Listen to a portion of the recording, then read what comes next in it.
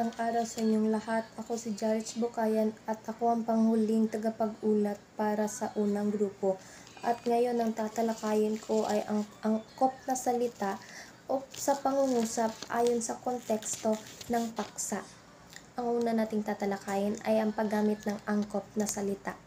Angkop na salita ay yung tama at akmang salita na ginagamit ayon sa paksa o sitwasyon. Nakatutulong ito para mas malinaw ang mensahe, madaling maunawaan ng tagapakinig o mambabasa at maiwasan ang pagligaw sa ibang paksa. Ang angkop na salita ay ang tawag sa mga salitang tama at akma sa paksa o sitwasyon. Nakatutulong ito para mas madaling maunawaan ang isang mensahe at maiwasan ang pagkaligaw sa ibang paksa. Ang halimbawa nito ay sa balita, kailangan nating gumamit ng mga formal at malinaw na salita.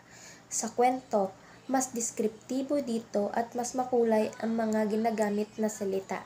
At sa pagdedebate naman ay ginagamitan natin ito ng mga lohikal at mapapangatwiran na mga salita.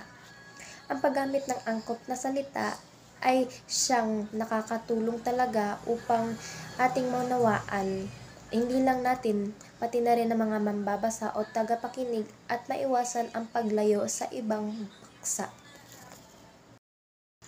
Ang pangalawa naman ay ang kahalagahan ng angkop ng salita. Nakabatay sa uri ng pagpapahayag o diskurso. Ito ay may gamit sa pagsasalaysay, paglalarawan, pangangatwiran at paglalahad o pagpapaliwanag. Ang una ay pagsasalaysay. Ito ay nagkukwento ng mga pangyayari ayon sa tamang pagkakasunod-sunod. Ito ay nakabatay sa chronological na pagkakasunod-sunod. Pangalawa naman ay ang paglalarawan. Nagbibigay buhay sa bagay, tao, pangyayari, gamit ang mga salita upang malinaw na may larawan. Gumagamit ito ng mga salita na mas nakakalawak ng imahinasyon ng mambabasa at tagapakinig. Pangatlo, pangangatwiran, pagpapahayag ng opinyon o pananaw at paglalahad ng dahilan upang manghikayat o mangumbinsi. Ito ay ginagamitan ng mga salitang dahil, kaya, sapagkat upang makumbinsi ang mga mambabasa. Ang pang-apat naman ay ang paglalahad o pagpapaliwanag. Malinaw na nagpapakita ng impormasyon, paliwanag upang mas maunawaan ang isang paksa. Ginagamitan ito ng mga detalyadong mga salita upang mas malaman pa ng lubusan ng isang paksa ng mga mambabasa o tagapakinig. Ito ay nagpapaliwanag ng mga ideya upang mapadali ang pag-unawa at mag-iwas sa kalituhan ng mensahe at nakaayon sa paksa, tagapakinig at layunin. Ngayon ay tatalakayin natin ang paggamit sa diskurso. Sa pagsasalaysay, ito ay gumagamit ng mga salitang nagpapakita ng pagkakasunod-sunod. Halimbawa, una, pagkatapos at sa huli. Pangalawa naman ay ang paglalarawan. Gumagamit ng mga salitang naglalarawan. Halimbawa, maganda, maliwanag at malamig. Ang pangatlo naman ay pangangatwiran. Gumagamit ng mga salitang nangangatwiran o nagbibigay ng dahilan. Halimbawa, dahil, sapagkat, at kaya. Ang pang-apat naman ay ang paglalahad o pagpapaliwanag. Ito ay gumagamit ng mga malinaw at lohikal na salita para magpaliwanag.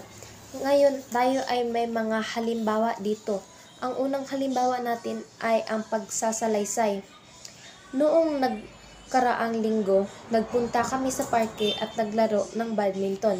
Dito ay ginagamitan niya nito ng pagkakasunod-sunod at detalyadong mga impormasyon kung ano ang nangyari noong nakaraang linggo. Una ay pumunta sila sa parke at ang pangalawa naman ay naglaro sila ng badminton. Ang pangalawa, paglalarawan. Maliwanag ang buwan at malawig ang simoy ng hangin sa gabi. Dito ay gumagamit siya ng mga salitang naglalarawan, katulad na lang ng maliwanag at malamig. Ang pangatlo naman ay ang pangangatwiran. Dapat tayong magtanim ng puno dahil ito'y nakatutulong laban sa pagbaha. Dito ay gumamit siya ng salitang dapat. Ito ay nanghihikayat siya na dapat tayong magtanim ng puno dahil may kaakibat ito ng mga konsekwensya. Pang-apat naman ay ang paglalahad o pagpapaliwanag. Ang photosynthesis ay proseso kung saan gumagawa ng pagkain ng halaman gamit ang sikat ng araw. Dito ay gumagamit siya ng mga importanteng mga detalye at kompleto upang mas maipaliwanag niya ng diin ang isang paksa. At yun lamang ang pagtatalakay natin sa angkop na salita. Dahil sa kabuuan, makikita natin ang napakahalaga ng paggamit ng angkop na salita dahil ito ang susi para mas maging malinaw, maayos at epektibo ang ating komunikasyon. Ngayon ay dadako naman tayo sa pagsusulat ng balita. Ano nga ba ang layunin ng balita? Bago natin tatalakayin kung ano ang layunin ng balita, alamin muna natin kung ano mismo ang ibig sabihin ng balita. Ang balita ay isang ulat o pahayag tungkol sa mga mahahalagang pangyayari na nagaganap o magaganap.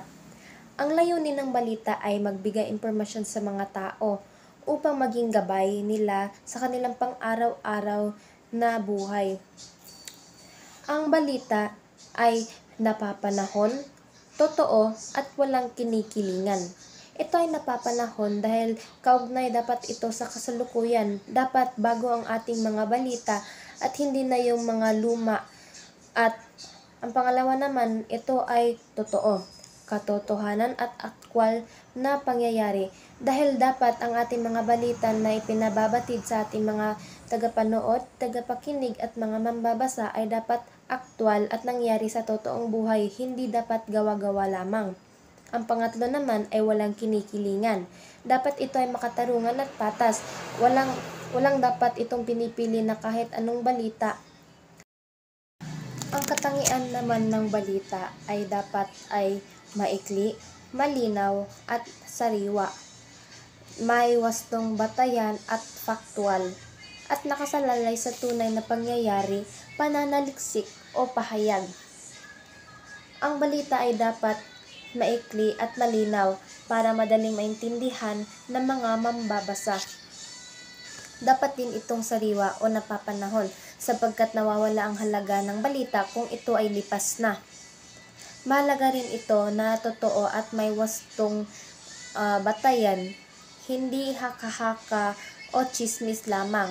At higit sa lahat, ang balita ay dapat walang kinikilingan, makatwiran at makatarungan at patas ang pag-ulat upang mapanatili ang tiwala ng publiko. Ito naman ang kahalagahan ng balita sa mga mambabasa o mga tagapakinig. Ito ay nagbibigay ng kaalaman at gabay. Nagsisilbing batayan sa pang-araw-araw na buhay. Mahalaga sa lipunan ang totoong ulat. Napakahalaga ng balita dahil nagbibigay ito ng kaalaman at gabay sa mga tao. Tutulong din ito upang maunawaan ang mga isyu sa lipunan at mahanda ang mga pangyayari sa paligid. Ang panghuli naman ay kung paano ang pagsusulat ng balita. Meron tayong 5 hakbang dito. Una ay ang pumili ng paksa o pangyayari. Pangalawa naman ay ang mangolekta ng mga impormasyon. Pangatlo ay isulat ang lead o headline ng balita. Ang pang-apat naman na iayos ang katawan ng balita. At ang panghuli ay ang siguraduhin ang kawastuhan. Una, ang pagmimili ng paksa o pangyayari. Dapat mahalaga at kapaki-pakinabang ang kukunin mong mga impormasyon o ang paksa. Pangalawa naman ay mangolekta ng mga impormasyon mula sa dapat kukuha tayo ng mga impormasyon mula sa mga mapagkakatiwalaang sanggunian. Kagaya na lamang ng mga DepEd, mga sanggunian, kagawad ng gobyerno, DOH. Pangatlo naman, isulat ang lead. Dito, ang unang bahagi ng salita na ay dapat sumasagot sa sino, ano, kailan, saan, bakit, at paano. Pang-apat naman ay iayos ang katawan ng balita mula sa pinakamahalaga hanggang sa di gaanong mahalaga. Dito ay ginagamit natin ang inverted pyramid style. At ang panghuli naman ay dapat siguraduhin natin ang kawastuhan. Dapat iwasan natin ang opinyon, chismis, o dagdag bawas. Kaya yun lamang po ang pagtatalakay natin sa kung paano tayo magsulat ng balita at sana may natutunan kayo sa aking pagtatalakay ngayong araw.